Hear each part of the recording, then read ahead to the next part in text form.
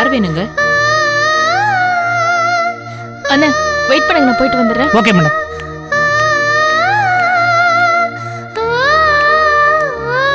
Good morning madam. Good morning. நீங்க? என் பேரு சுஷ்மா. சொல்லுங்க, என்ன விஷயமா வந்திருக்கீங்க? இந்த ஆசிரமத்தை பத்தி கேள்விப்பட்டேன், நேர்ல பார்த்துட்டு போலான்னு வந்தேன். சரி, நீங்க கொஞ்சம் இருங்க, நான் வரேன். வாமா. வாமா. இங்க 25 குழந்தைங்க இருக்காங்க, 20 வயசானவங்களும் இருக்காங்க. சில பேர் காலேஜுக்கு போறாங்க, படிச்சு முடிச்சுட்டு சில பேர் வேலைக்கும் போறாங்க. இதுல வேலை தேடுறவங்களும் இருக்காங்க. மேடம், இங்க தங்கியிருக்காளே ஐஸ்வர்யா, அவ என்னோட ஃப்ரெண்டு தான். அப்படியா? ஐஷு ஃப்ரெண்டா நீ?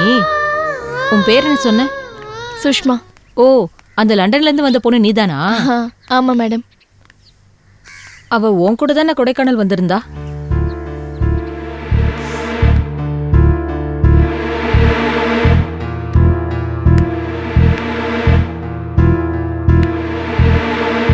கொடைக்கானல்ல நடந்ததெல்லாம் ஐஷு சொன்னாமா? பரவாயில்ல, நீ ரொம்ப தைரியசாலிதான். உன்கிட்ட தப்பா நடந்துக்க முயற்சி பண்ணவனுக்கு நீ கொடுத்த தண்டனை ரொம்ப சரிமா. இப்படித்தான் தைரியமா இருக்கணும்.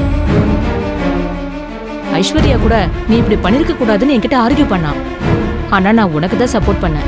நீ செஞ்சதுதான் கரெக்ட். நான் என்ன செஞ்சேன்? நான் ஒண்ணுமே பண்ணலையே. எவ்வளவு பெரிய விஷயம் பண்ணிருக்க, எனக்கு எல்லாம் தெரியும். அந்த பையனுக்கு சரியான பாடத்தை புகட்டி இருக்க. என்னது?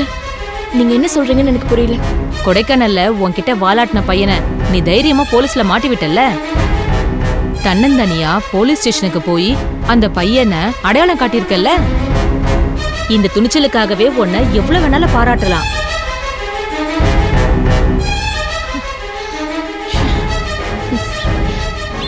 ஐஸ்வர்யா இதுதான் உங்ககிட்ட சொன்னாளா? ஆமா. ஆமா, ஐஸ்வர்யா எங்க? அவ வெளியே போயிருக்கா. நீ ஆசிரமத்தை சுத்தி பாத்துட்டு அதுக்குள்ள அவ வந்துருவா. சரி மேம். ஒரு நிமிஷம். அன்னை இல்லம் குழந்தைகள் பராமரிப்புக்காக தேவையான உதவிகளை பல பேர் பண்ணிக்கிட்டு இருக்காங்க. இன்னைக்கு கூட குழந்தைகளுக்கு லஞ்ச் டொனேட் பண்றதுக்காக இன்ஸ்பெக்டர் மயில்வாகனன் வந்திருக்காரு. அதோ அவர் கையாலேயே குழந்தைகளுக்கு சாப்பாடு பரிமாறிட்டு இருக்காரு. நீ போய் பாரு, நான் அதுக்குள்ள வந்துடுறேன். ஓகே.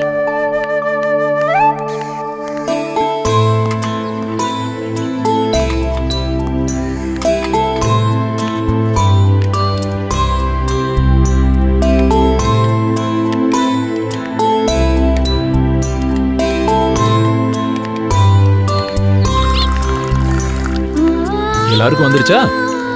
இந்தாங்க. எல்லாரும் ஒரு நிமிஷம் ப்ரே பண்ணலாமா? பண்ணுங்க.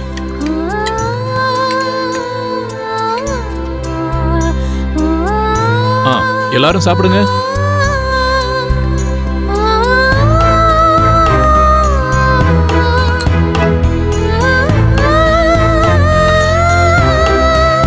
அங்கிள். இந்தாங்க. என்னடா? உட்காருங்க.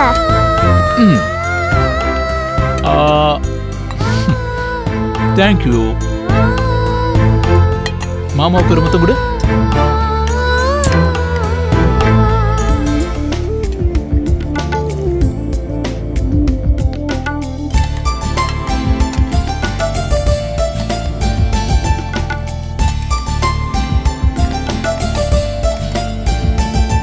வயிறு நிரம்ப சாப்பிடணும். என்னடே அப்படி பார்த்துட்டு இருக்க? மயில் நல்லவர் தான், அதுல எந்த சந்தேகமும் இல்லை. ஆனா அவர் போலீஸ் இன்ஸ்பெக்டர். தப்பு பண்றவங்களை பிடிச்சு ஜெயில போடுறவர். நீயும் தப்பு பண்ணிருக்க. சாதாரண தப்பு இல்லடி, ஒரு கொலை பண்ணிருக்க. கொலைகாரி நீ.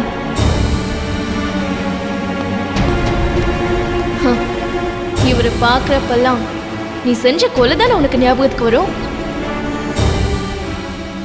இவரை கல்யாணம் பண்ணிக்கிட்டு உன்னால நிம்மதியா வாழ முடியுமா?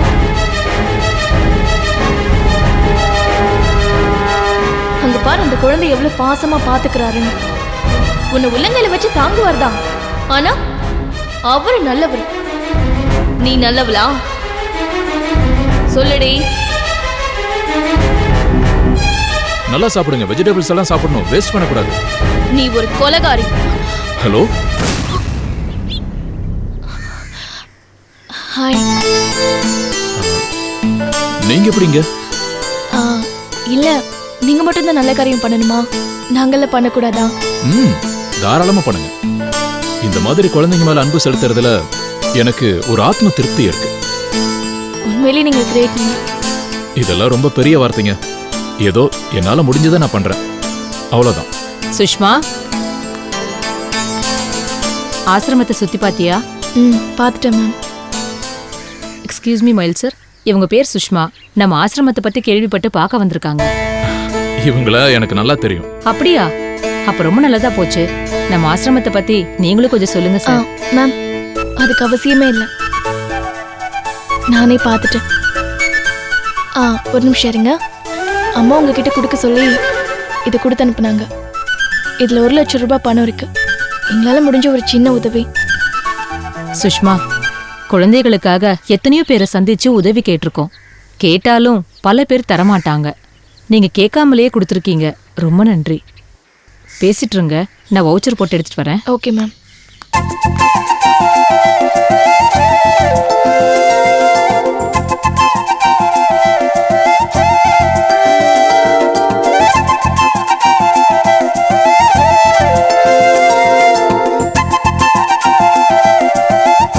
எப்படி இருக்கீங்க சுஷ்மா? நான் நல்லா இருக்கேன். ஆக்சுவலி நான் உங்களை பார்க்க தான் இங்க வந்தேன். என்ன பார்க்கவா? ஆமா, நீங்க இங்க வருவீங்கன்னு ஸ்னேகா அக்கா சொன்னாங்க. அதான் பார்க்கலான்னு. பாத்துட்டீங்களா? குழந்தைங்க கிட்ட நீங்க அன்பா நடந்துக்கிறத பார்க்கும்போது ரொம்ப சந்தோஷமா இருக்கு. சந்தோஷத்திலேயே பெரிய சந்தோஷம் அடுத்தவங்களை சந்தோஷப்படுத்தி பார்க்கறது தான். இனிமே நானும் அடிக்கடி இங்க வந்து இந்த குழந்தைங்களோட டைம் ஸ்பெண்ட் பண்ண போறேன். சூப்பருங்க. ஆமா சுஷ்மா, டொனேஷன் கொடுத்ததோட கடமை முடிஞ்சு போச்சுன்னு இருந்துடாதீங்க. அடிக்கடி இங்க வாங்க, குழந்தைகளோட டைம் ஸ்பெண்ட் பண்ணுங்க. Sure ma'am. சரிம்மா. அடுத்த தடவை வரும்போது அம்மாவையும் மாமாவையும் கண்டிப்பா கூட்டிட்டு வரேன். கட்டாயம். Thank you ma'am. அப்படியே எங்க வீட்டுக்கும் அடிக்கடி வாங்க. உங்களை பத்தி அம்மாவும் அக்காவும் அடிக்கடி விசாரிச்சுக்கிட்டே இருக்காங்க. கண்டிப்பா வரேங்க. சரிங்க, நான் கிளம்புறேன். யா, யூ கேரி ஆன். வரேன் மேடம். மேடம், நான் கிளம்புறேன். குழந்தைகளோட டைம் ஸ்பெண்ட் பண்றதுன்னா பண்ணிட்டு போங்க.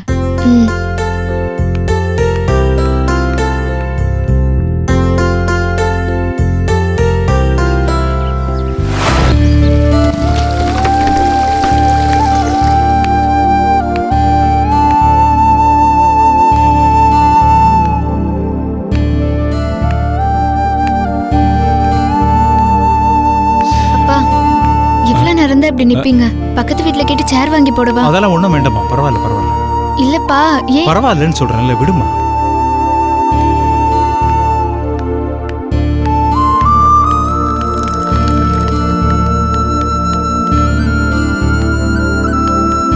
வாங்க மாப்பிள்ள. என்ன மாமா வெளியே நின்று இருக்கீங்க? கரண்ட் இல்ல. ஆமா, அடிக்கடி கரண்ட் போயிட்டு இருக்குன்னு பிரியா சொல்றா. இங்க மட்டும் இல்ல மாமா, இந்த ஏரியா முழுக்க லோ வோல்டேஜ். அதான் பிரச்சனை. இங்க உள்ள இருக்க முடியல, ஒரே புழுக்கமா இருக்குங்க. என்னம்மா நீ அதுக்காக வாசல்ல நிக்க வச்சு பேசிட்டு இருப்ப? தள்ளு மாமா, வாங்க நீங்க உள்ள வாங்க. ஐயோ பரவாயில்ல மாப்பிள்ள, நான் தான் விசிறி வச்சிருக்கேன். பரவாயில்ல மாமா, நீங்க வாங்க. இருக்கட்டும் மாப்பிள்ள, விடுங்க. எங்க போய் கை கால் கழுவுங்க, நான் டவல் எடுத்துட்டு வரேன். சரி.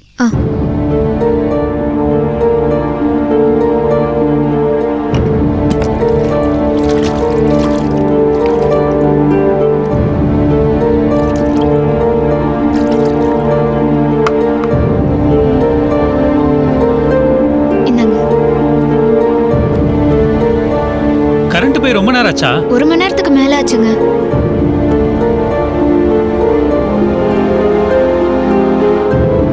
மாமா, நீங்க வந்து எவ்வளவு நேரம் இருக்கும்?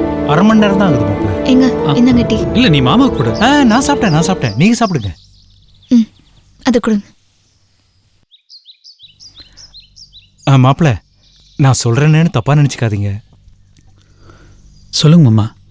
பிரியா தான் வேலைக்கு போக ஆரம்பிச்சிட்டால, கொஞ்சம் வசதியான வீடா பார்த்து போனா என்ன?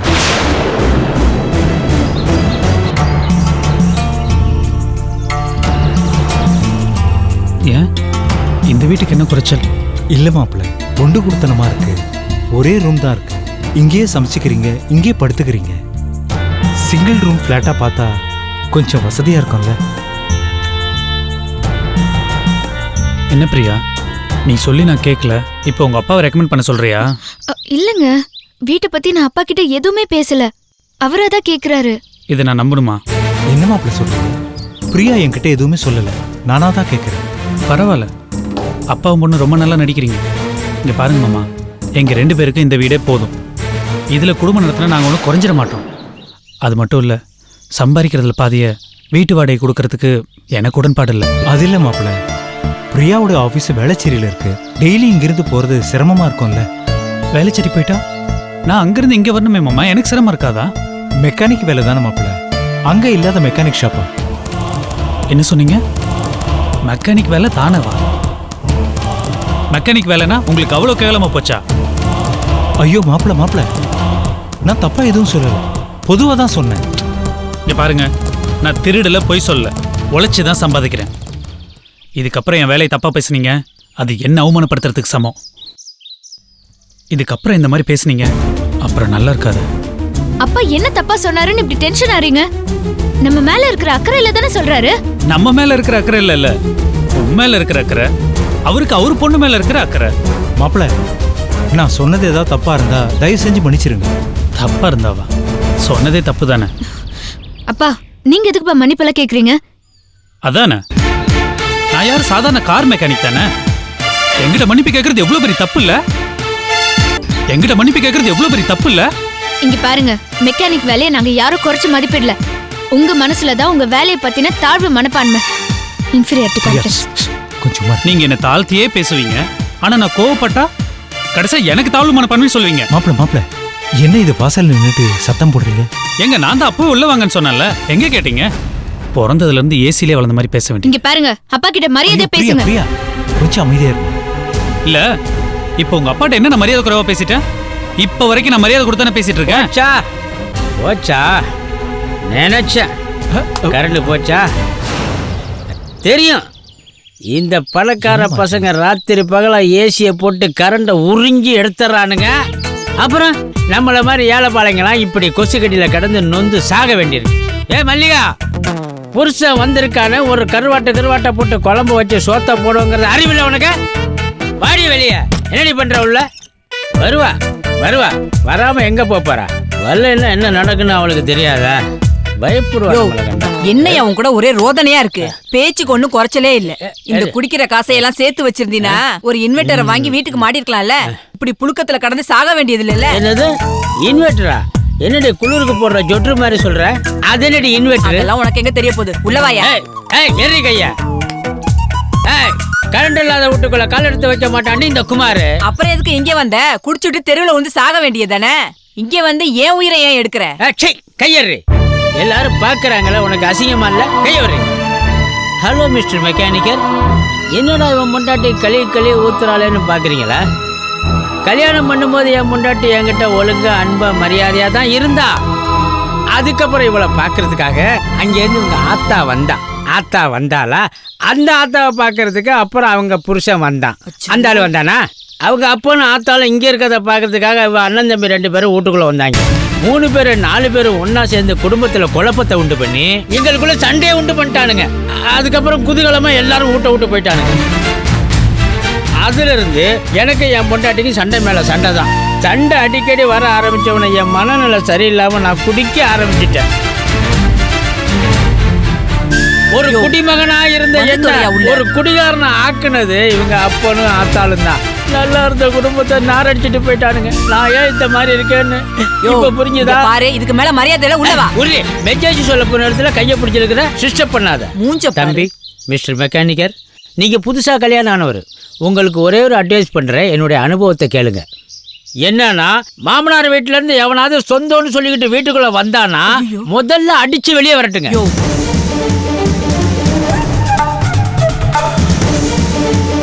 இல்லைன்னா கூடி கும்மி அடிச்சு குடும்பத்தை ஒண்ணு இல்லாம பண்ணிடுவானுங்க. ஆமா தம்பி. சார் யாரு? லுக்குறாரு. இவர் எங்க அப்பா. ஓ, மெக்கானிக்கர் சார். அப்போ உங்க மாமனார் சார் வணக்கம். சும்மா இரு. பொண்ணை கட்டி கொடுத்தாமா வெட்டி மானத்தை விட்டமா வாங்காதீங்க. போனமான்னு இருக்கணும். வாயா, சொல்றத குடும்பத்துல கேளியா? புது குழப்பத்தை உண்டு பண்ணக்கூடாது. என்ன சொல்றத புரியுதா? கேட்கறானா? யோ, வாயா, அவர் எவ்வளவு பெரிய மனுஷன். அவர்கிட்ட போய் இப்படி பேசிட்டு இருக்க. போயா உள்ள. அடியாரு ஒரு பிரியா அப்பா மாப்பிள்ள நான் வரேன் வரேம்மா.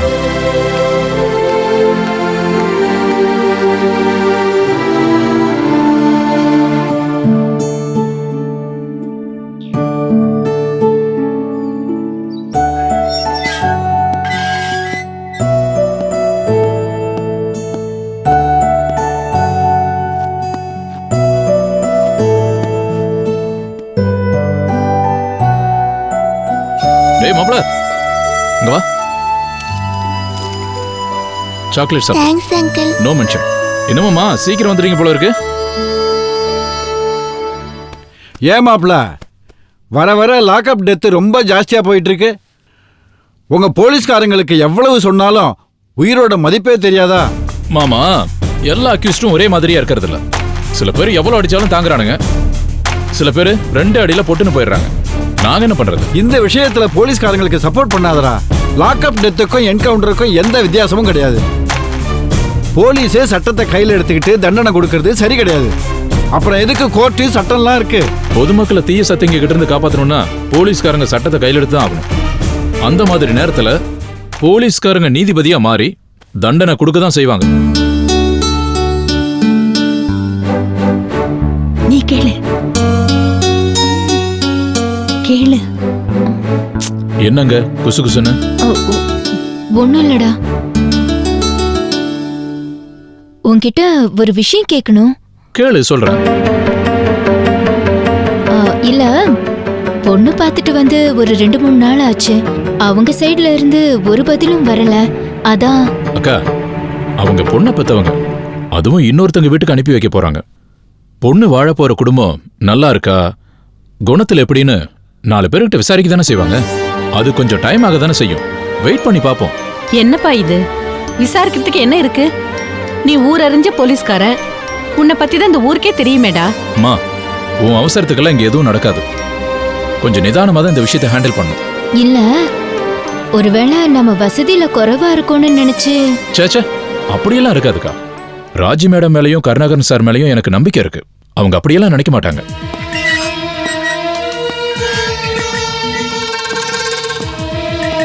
Sir sir